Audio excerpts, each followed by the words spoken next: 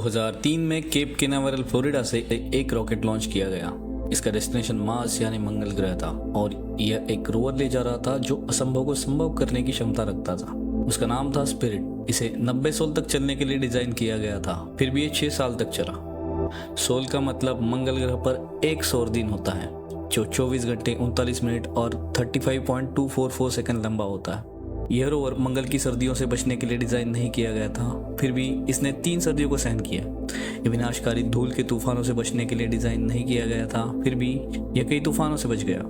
और तो और पर्वतों पर चलने के लिए इसे डिजाइन नहीं किया गया था, फिर भी इस अग्रणी रोवर ने एक काम भी बखूबी किया। लगातार बाधाओं को पार करते हुए स्पिरिट आगे बढ़ता रहा और ग्रह के अतीत में जीवन के प्रमाण खोजने के उद्देश्य से मंगल की सतह को खोज करता रहा था। इस कहानी में स्पिरिट के मिशन की साहसिक शुरुआत के बाद से 344 मंगल दिन या सोल बीत चुके थे। मंगल के विशाल लाल रेगिस्तान में उतरने से पहले यह 19,500 किलोमीटर प्रति घंटे से अधिक की गति से वायुमंडल में प्रवेश कर रहा था, जिसे पूरी दुनिया देख रही थी।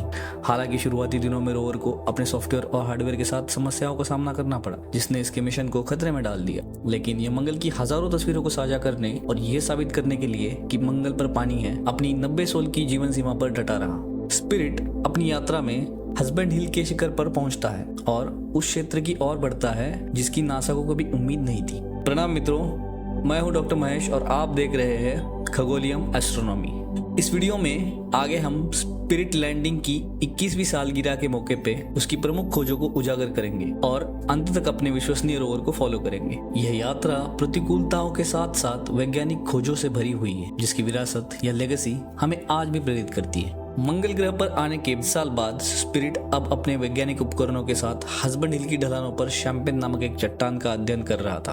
अगर इस बात को अच्छे से एक्सप्लेन करें तो इसमें कुछ उपकरण शामिल थे, जैसे रॉक एब्रेजन टूल जो चट्टान की ताजा सतह को उजागर करता है, माइक्रोस्कोपिक इमेजर जो सक्षम है चट्टानी संरचना के बारे में जानने के लिए, अल्फा पार्टिकल एक्सरे फोटोमेट्री, इसका उपयोग एक सैंपल के एलिमेंटल मेकअप को मापने के लिए किया जाता है, और मोसबाउर स्पेक्ट्रोमीटर जिसका उपयोग खनिज विज्ञान या चट्टान के रासायनिक मेकअप का विश्लेषण करने के लिए किया जाता है। इन मापनों के बाद स्पिरिट टीम ने 0.1 वोल्ट के एक मामूली शॉर्ट सर्किट होने की पुष्टि की थी। यह शॉर्ट सर्किट रोवर के दिन प्रतिदिन के कामों को प्रभावित करने वाला बिल्कुल नहीं था, लेकिन यह रोवर के भविष्य के लिए बहुत नुकसानदायी था। अब तक स्पिरिट अच्छा कर रहा था, लेकिन धूल भरी सतह पे रोवर फंस न जाए इसके लिए टीम ने बड़ी सजगता से रोवर को ढलानों से पार कराया।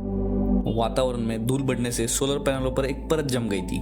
इसका अर्थ यह था कि रोवर की बिजली कम हो जाएगी और टीम को रोवर के मार्ग और बिजली की खपत की योजना बनाने के तरीके के बारे में बेहद सावधान रहने की आवश्यकता थी। इस कंडीशन में भी कम्बरलैंड रिज की तरफ जाते हुए स्पिरिट ने पीस और एलिगेटर नामक 2 छोटी चट्टानों का विश्लेषण किया। एक और बड़ी चट्टान की इसने तस्वीरें खींची जो बहुत ज्यादा दूरी पर है, जहां तक पहुंचने का रोवर कभी विचार भी नहीं कर सकता था। ऐसी चट्टान यानी फोबोस, जो मंगल का सबसे बड़ा चंद्रमा है, जो बस 26 किलोमीटर चौड़ा है। फोबोस की तस्वीरें लेकर रोवर कम्बरलैंड रिज के आगे बढ़ा, लेकिन कुछ समय के बाद ही इसे एक अनियोजित पड़ाव पर रुकना पड़ा। नासा के इंजीनियरों ने देखा कि स्पिरिट ने पासो रोबल्स नामक जगह पे अपना अभ्यास के दौरान मिट्टी के एक क्षेत्र को अजीब तरह से उलट दिया था। लेकिन मिट्टी के इस क्षेत्र में ऐसा क्या था जिसने नासा की रुचि को आकर्षित किया? पासो रोबल्स में नमक यानी सॉल्ट की अविश्वसनीय मात्रा थी और फास्फोरस की उच्च मात्रा पाई गई। नासा वैज्ञानिक अभी भी यह पता लगाने की कोशिश कर रहे हैं कि इसका क्या मतलब है, लेकिन स्पष्ट रूप से इतने सारे सॉल्ट के साथ पानी का इसमें हाथ होगा। लैरीज लुकआउट नामक पॉइंट तक अपनी यात्रा पूरी करने के लिए स्पिरिट ने आगे बढ़ने के बजाय चतुराई से रोवर को उलट दिया। इस कदम ने क्षतिग्रस्त फ्रंट व्हील पर दबाव को दूर करने में मदद की। रोवर को ढलानों पर उल्टा चलाकर और पहिए को सतह पर खींचकर इसने स्पिरिट की ऊर्जा को बचाने का काम किया। लैरीज लुकआउट पॉइंट से दिन सोल 413 पर स्पिरिट ने इस पैनोरामिक इमेज को कैप्चर किया। दाहिनी ओर हम स्पिरिट ने छोड़े पहियों के निशान को देख सकते हैं। बाईं ओर एक चट्टान है जो कम्बरलैंड रिज का हिस्सा है, उसके आगे टेनेसी घाटी है। यह इमेज 108 फ्रेमों के साथ बनाई गई थी, जिनमें से हर एक स्पिरिट के विभिन्न फिल्टरों के माध्यम से ली गई 5 छवियों से बनी थी। इमेज के मध्य में 200 मीटर दूर और 45 मीटर ऊंचाई में हस्बैंड हिल का शिखर है, जो स्पिरिट का अगला स्टॉप था। यह एक कठिन और ऊर्जा लेने वाली यात्रा थी, लेकिन स्पिरिट के पास एक मौका था जिसने इसकी संभावनाओं में बहुत सुधार किया। दिन सोल 421 पर मंगल ग्रह के धूल भरे वांडरों ने रोवर के ऊपर से गुजरते हुए उसकी सतह पर जमी 1 साल की धूल को साफ कर दिया और उसके सौर पैनल की कार्यक्षमता को 60% से बढ़ाकर 93% कर दिया। आने वाले 160 सोल में स्पिरिट ने शिखर तक पहुंचने के लिए अपनी यात्रा पूरी की। एनर्जी रिजर्व में वृद्धि का मतलब था कि स्पिरिट हर दिन ओडिसी ऑर्बिटर के साथ अपना डेटा अपलोड कर सकता था, जिससे टीम को यात्रा के दौरान बहुत सारी जानकारी कैप्चर करने का मौका मिला, जिसमें अनेक सैंपल जैसे पासो रोबल्स 2, कीस्टोन, पिट्सबर्ग, इंडिपेंडेंस, बिग क्लोड, पासो डार्क, मेतुसेला और फ्रैंकलिन की जानकारी शामिल थी। और ये सब इसकी लिमिटेड स्टोरेज को भरे बिना हुआ। सोल 581 पर स्पिरिट हस्बैंड हिल के पहले शिखर पर पहुंचा, लेकिन हमारे मेहनती रोवर का रुकने का कोई इरादा नहीं था। इसने 653 इमेजेस से बना एक 360 डिग्री पैनोरामा लिया और पहली बार पैनोरामा में रोवर के पूरे डेक को कैप्चर किया। देखो ये पैनल कितने साफ है। हस्बैंड हिल के शिखर पर रातों के दौरान स्पिरिट ने मंगल के दोनों चंद्रमा फोबोस और डिमोस की तस्वीरें अच्छे से कैप्चर की ताकि उनकी कक्षाओं को अधिक सटीक रूप से मापा जा सके। पैनोरामिक छवि में मैक्कुल हिल और रेमोन हिल दूरी में केंद्र में दिखाई देते हैं। मैक्कुल हिल स्पिरिट का विंटर डेस्टिनेशन बनने वाला था, जहां स्पिरिट अपने सौर पैनल को सूर्य की ओर झुकाकर डार्क मंथ्स में लाइट कलेक्शन को अधिकतम कर सकता था, लेकिन स्पिरिट कभी वहां पहुंच ही नहीं पाया। तो चलिए स्पिरिट की यात्रा जारी रखते हैं और देखते हैं कि अपने अंतिम 2.6 किलोमीटर की दूरी में क्या क्या हासिल कर सकता था। हस्बैंड हिल से नीचे उतरते समय स्पिरिट ने हबल टेलीस्कोप के साथ सहयोग किया ताकि वायुमंडलीय अपारदर्शिता यानी ओपेसिटी के मापन और स्काई सर्वे और कैलिब्रेशन टारगेट रीडिंग्स के साथ डेटा को कैलिब्रेट किया जा सके। इसने स्पिरिट के मेजरमेंट की सटीकता में सुधार करने में मदद की। अद्भुत रूप से स्पिरिट की क्षमता उसके जीवन के विभिन्न चरणों में कई गुना बढ़ गई, भले ही वह अपने इंजीनियरों की टीम से 142 मिलियन किलोमीटर दूर था। इस ऑलराउंडर रोवर ने हस्बैंड हिल पर चढ़ते समय एक अपडेट इंस्टॉल किया जिसने इसे इंडिपेंडेंट रूप से कुछ हिस्सों में ड्राइव करने की क्षमता दी।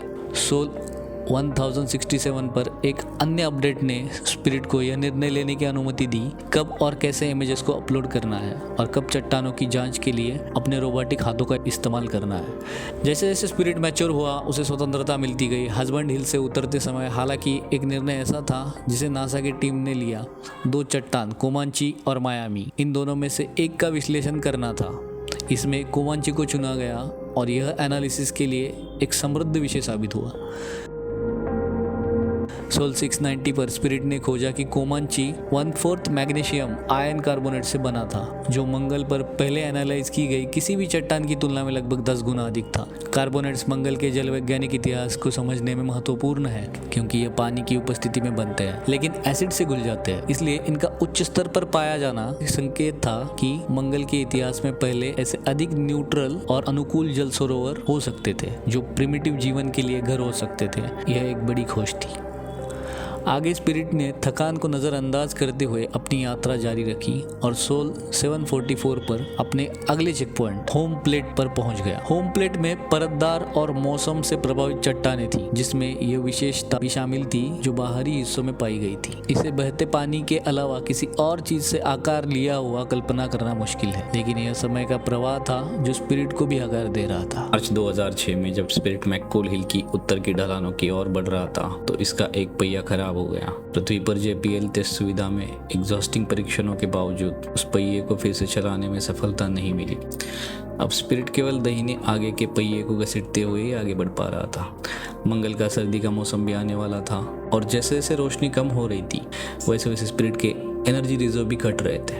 इन दोनों परिस्थितियों को ध्यान में रखते हुए नासा ने मैक्कुल हिल तक ड्राइव जारी रखने का निर्णय रद्द कर दिया और लो रिज हेवन को प्राथमिकता दी। रोवर ने एक ऐसा स्थान पाया जिसकी ढलान 11 डिग्री थी, जो स्पिरिट को मंगल की एक और सर्दियों से गुजारने के लिए पर्याप्त थी। लगभग 8 महीनों तक स्पिरिट रिज पर रहा और अपने सराउंडिंग की तस्वीरें खींचता रहा। इन तस्वीरों में से एक में इंजीनियरों ने 2 वस्तुओं को देखा जो संभवतः लोहे के उल्कापिंड यानी मीटियोर हो सकते थे। इन्हें नाम दिए गए झोंगशान, जो चीन के अंटार्कटिक बेस के नाम पर है, और एलन हिल्स, जो अंटार्कटिका के एक क्षेत्र के नाम पर है जहाँ कई मंगल ग्रह के उल्कापिंड पाए गए हैं। इन उल्कापिंडों में सबसे प्रसिद्ध और उल्लेखनीय ALH 84001 जो 1996 में खोजा गया था। नासा के वैज्ञानिकों ने सुझाव दिया था कि इस मंगल उल्कापिंड में विदेशी जीवन के जीवाश्म होने का प्रमाण हो सकता है और उन्होंने एक इमेज जारी की जो पूरी दुनिया में अखबारों की सुर्खियां बनी। जब मंगल की सर्दी समाप्त हो गई तो स्पिरिट के पास फिर से उपयोग करने के लिए काफी अधिक ऊर्जा थी और उसने अपनी यात्रा फिर से शुरू की। मार्च 2007 में स्पिरिट ने अनजाने में एक आश्चर्यकारक खोज की। नरम और लाल मंगल ग्रह की मिट्टी में स्पिरिट के खराब पहिए ने सतह को खरोच दिया और चमकीले सफेद सिलिका को उजागर कर दिया। यह जीवन का प्रत्यक्ष प्रमाण तो नहीं था, लेकिन जीवन की संभावना का संकेत अवश्य था।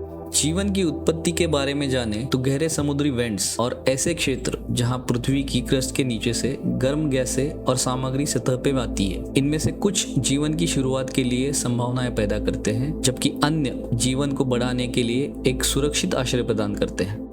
नासा का मानना था कि सिलिका डिपॉजिट्स दो प्रकार के पर्यावरणों में से एक में बना हो सकता है। पहला, हॉट स्प्रिंग डिपॉजिट्स, जहां गर्म पानी एक स्थान पर सिलिका को घोलता है और फिर इसे अन्य स्थानों पर जमा करता है, जैसे गर्म झरने या गीजर। दूसरा, एसिडिफाइड स्टीम, जो मौजूदा चट्टानों को उनके खनिजों से आइसोलेट कर देता है और मुख्य रूप से सिलिका को पीछे छोड़ता है। ऐसे क्षेत्र फ्यूमोरॉल्स के रूप में जाने जाते हैं। इन दोनों में से जो भी हो, दोनों ही वातावरण पृथ्वी पर सूक्ष्म जीवन के लिए अत्यधिक सहायक है। ये सोचना अद्भुत है, यदि स्पिरिट में खराबी नहीं आई होती या यदि नासा ने जल्दी हार मान ली होती तो यह खोज कभी हो ही नहीं पाती। स्पिरिट ने अगले कुछ महीनों तक होम प्लेट के चारों ओर परिक्रमा की और जून 2007 में इसके सोलर पैनल का एक और लाइफ सेविंग स्प्रिंग क्लीन हुआ। इसकी ऊर्जा उत्पादन क्षमता 120 वॉट आवर्स के न्यूनतम स्तर से बढ़कर 600 वॉट आवर्स से अधिक हो गई। 6 नवंबर स्पिरिट ने होम प्लेट के पश्चिमी हिस्से में जाकर एक और पैनोरामा लिया। नासा ने इस तस्वीर को astronomy picture of the day के रूप में प्रकाशित किया। पहली नजर में यह मंगल की अन्य तस्वीरों की तरह ही लगती थी, लेकिन यह जल्द ही दुनिया भर में चर्चा का विषय बन गई। क्या आप देख सकते हैं, तस्वीर में एक संदिग्ध मानव का रूप छिपा हुआ था जिसे लिटिल बिगफुट नाम दिया गया। तस्वीर की दाईं ओर हम हस्बैंड हिल से स्पिरिट के ट्रैक्स भी देख सकते हैं। अब स्पिरिट अपनी यात्रा के अंत से कुछ 100 मीटर की दूरी पर था। हाल ही के महीनों ने मंगल ग्रह पर आए तूफानों ने सोलर पैनल को भारी मात्रा में धूल से ढक दिया था और 99% तक प्रकाश को रोक दिया था। रोवर का जीवित रहना अब कठिन हो रहा था और काम अपने चरम से बहुत कम हो गया था। उम्रदराज स्पिरिट ने केवल 128 वॉट आवर्स ऊर्जा उत्पन्न कर रहा था, जो 150 वॉट आवर्स की आवश्यकता से बहुत कम था, जो इसे गर्म रखने के लिए जरूरी थी। यदि हीटिंग प्रणाली असफल हो जाती तो अंततः रोवर के घटक भी खराब हो जाते। लेकिन दो छोटे सफाई घटनाओं ने सोलर पैनलों की ऊर्जा उत्पादन क्षमता को 372 वॉट आवर्स तक बढ़ा दिया। इससे रोवर को अपनी बैटरियों को चार्ज करने और फिर से चलने के लिए पर्याप्त ऊर्जा मिल गई। लेकिन समय का प्रवाह हमेशा निर्दयी होता है। अप्रैल 2009 में स्पिरिट ने अनजान मेमोरी गैप्स को अनुभव करना शुरू कर दिया, जब वो अपने आराम करने के स्थान से केवल 4 मीटर दूर था। सोल 1892 पर स्पिरिट बेहद नरम धूल भरी मिट्टी में फंस गया, जिसे ट्रॉय नाम दिया गया। यह वही स्थान था जहां स्पिरिट ने अपनी अंतिम लड़ाई लड़ी।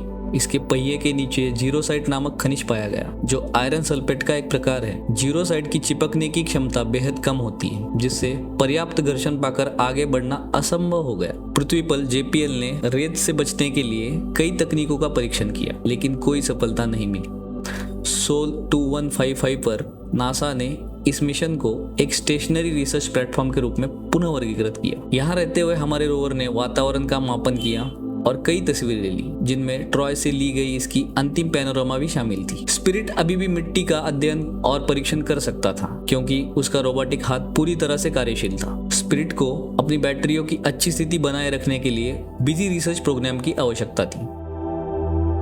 लेकिन स्पिरिट के लिए अंतिम सर्दी आ रही थी और यह बेहद कठोर थी। आने वाले महीनों में ऊर्जा उत्पादन लगातार कम होता गया और सोल 2196 तक यह फिर से 150 वॉट आवर्स के खतरनाक स्तर तक पहुंच गया। ऐसा माना जाता है कि सोल 2208 के आसपास स्पिरिट ने कम ऊर्जा के कारण कार्य करना बंद कर दिए। एक नीरस और शांत ग्रह पर स्पिरिट का अंत नाटकीय नहीं था, लेकिन इसका मतलब यह नहीं कि उसने चुपचाप विदाई ली।